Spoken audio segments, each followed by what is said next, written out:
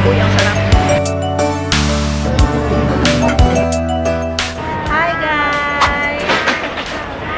Hi, we're currently here in NAIA Terminal 1 and we are waiting for our flight to Korea.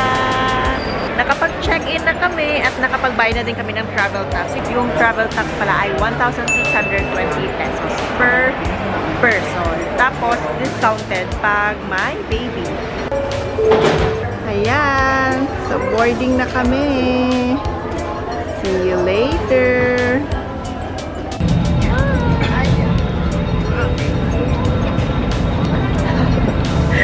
Ito kami sa airplane. Hello. Hi guys! So, currently here at the Terminal 1. Waiting kami sa mga kasama namin kasi nasa Terminal 2 sila. Ayan si baby. Good morning! Bili na din kami dito ng bus ticket papuntang Myeongdong. Guys, so bibili lang kami ng bus ticket dito. Guys, hindi kami natuloy doon kasi kailangan ng IC card dun sa machine. So, dito kami pumunta. Ayan, sa bus ticket counter siya mismo. Ayan, ayan na yung bus ticket namin. So, free ang 3 years old baby. Basta kasama yung mommy. Ayan, so let's go! Ang bus number namin ay 6001. Ayan, binilugan naman yan. Ayan yung kanyang mapa. So, sa Boko Nandaemun kami bababa. Ayan, English translation. So, ito na yung bus, guys. Dito na kami sa bus 6001. Going to Myeongdong. Ayan, itsura ng bus. Ayan yung ibang bus, limousine, taxi. Ladies and gentlemen, we will soon enter the airport highway. Please fasten your seatbelt. This airport limousine bus number 6001 will depart from Incheon International Airport and stop at Yongsan Station.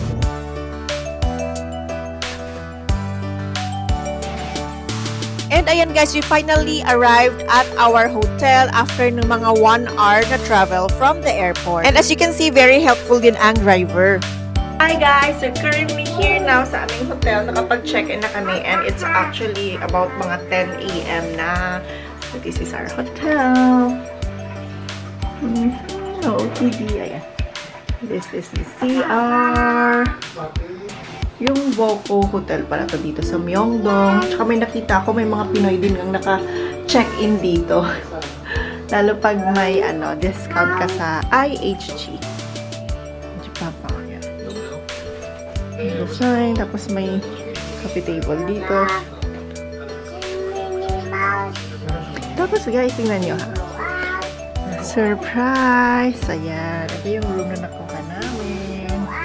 Ayan si Namsan Tower. Nice. Part din to ng Myeongdong. Pero yung Myeongdong Street somewhere pa ata doon, I think.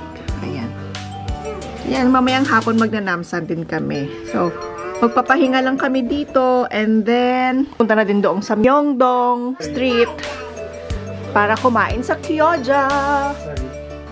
Tapos dapat 3 PM pa yung check-in pero dahil baka na naman yung room. So, pinag-check-in na kami as early as 10 AM. Yay! At least, diba, nang pag-settle down na kami. Okay, maglagay lang ako ng aking heat tech and see you sa Myeongdong! Magbabas lang din ulit kami from here to Myeongdong kasi yung labas ng hotel ay bus station na mismo. So, pag pumipili kami normally ng accommodation, yung malapit sa train station or bus station para hindi ganun ka hirap yung pag-commute. Lalo at DIY ang aming trip. See you! So, ayan. Ito, OOTD. Ito muna kami Myeongdong. Bye! Hey guys, so dito na kami ngayon sa lobby and look, merong a twosome place. So, ayan, bus stop na yan dyan. And ayun yung lobby.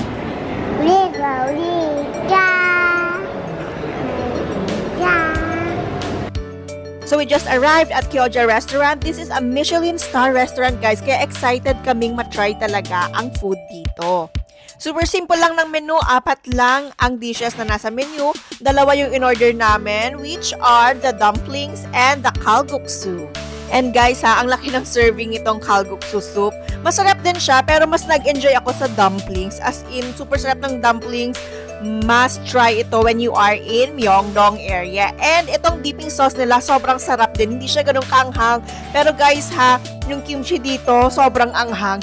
Kaya hindi ako masyadong kumuha ng kimchi. So, eto, nag-enjoy talaga ako dito. Tapos guys, yung pila dito mahaba, pero mabilis lang din naman. So, na-serve din ng mabilis ang food namin. Highly recommended! Then after namin kumain guys, umalis na din kami agad kasi syempre to give way sa other customers. Then pumunta kami sa cathedral. Ang gamit pala namin while navigating dito is the Naver map. Super dali lang din sundan guys, kaya i-download nyo yan pag pupunta kayo ng South Korea. And then after namin mag-cathedral guys, nakita namin itong coffee kiosk called Moony Moon. I hope I got it right. Ayan, so may mga nakapila din dyan and mukhang masarap kaya tinry namin. So ito nga pala ang kanilang price list. For the price, okay naman siya. Tapos drip coffee siya guys. So try nyo to pag dito kayo banda sa cathedral. Sa baba lang to banda. We ordered the vanilla latte. Uy, ang sarap. Ang sarap!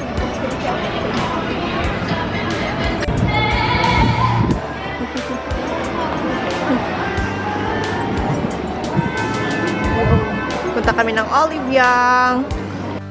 So, namili lang kami dito and umikot-ikot lang dito sa Olive Young. Tapat lang to ng Moony Moon kanina. Then, after dito, mag-Naver map lang kami pabalik ulit sa hotel para magpahinga.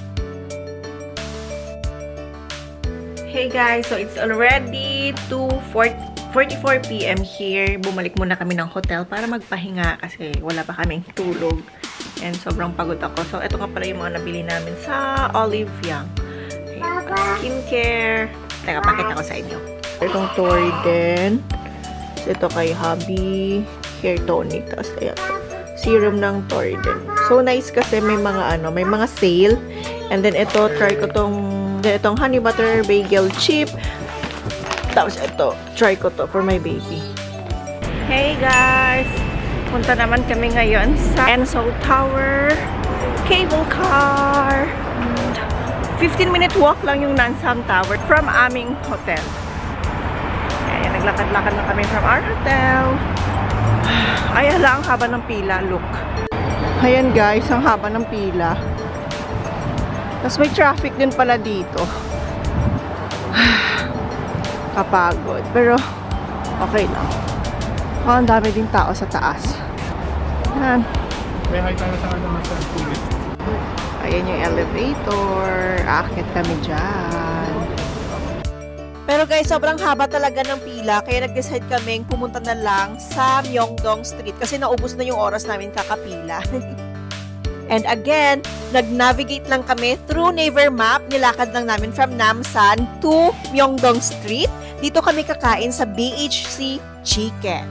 And guys, itong BHC Chicken, highly recommend ko din ito. Sobrang sarap ng fried chicken. Ito yung pinakamasarap na fried chicken na natikman ko talaga sa Korea, guys. As in, I swear. So, ayan guys, chicken and beer night kami dito. We ordered the original and spicy fried chicken. Basta nakaset siya, guys. Tapos may isa pa kaming in-order, pero hindi ko lang matandaan kung ano yung flavor niya. Basta lahat dito masarap. Yung flavor ng chicken, yung tenderness niya, basta lahat guys, perfect for me ha. Masarap talaga siya. Then nag-Olive Young shopping ulit kami after namin mag-dinner. Ayan, so yun lang basically guys yung ginawa namin for today's vlog kasi talagang wala pang masyadong tulog, lalo ako dahil nga dun sa flight schedule na nakuha namin. So ayan yung mga pinamili namin ulit sa Olive Young. So, see you on the day 2 of our tour. And guys, alam nyo ba, it's my first time din vlogging kasama ang toddler. Medyo challenge siya actually, pero I'm trying my best na makakuha talaga ng video para may ma-share naman ako sa inyo. So, the reason why ako ay nag-voice over na lang, kasi nga yun, ang hirap mag-vlog kasama ng toddler. Thank you for watching!